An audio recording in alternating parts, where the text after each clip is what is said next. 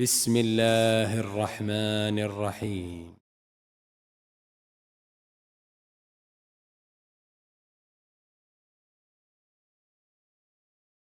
عن أبي جهيم رضي الله عنه قال: قال رسول الله صلى الله عليه وسلم: لو يعلم المار بين يدي المصلي ماذا عليه لكان أن يقف 40 خيرا له من أن يمر بين يديه.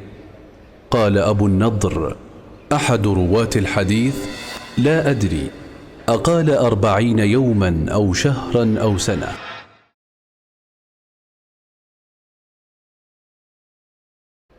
عن جابر بن سمرة رضي الله عنه قال: قال رسول الله صلى الله عليه وسلم: ألا تصفون كما تصف الملائكة عند ربها؟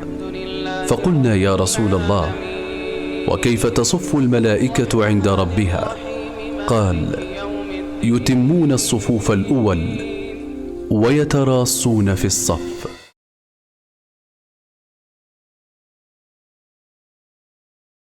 عن عبد الله بن عمر رضي الله عنهما قال: رأيت النبي صلى الله عليه وسلم افتتح التكبير في الصلاة فرفع يديه حين يكبر حتى يجعلهما حذو منكبيه، وإذا كبر للركوع فعل مثله، وإذا قال سمع الله لمن حمده فعل مثله، وقال ربنا ولك الحمد، ولا يفعل ذلك حين يسجد ولا حين يرفع رأسه من السجود.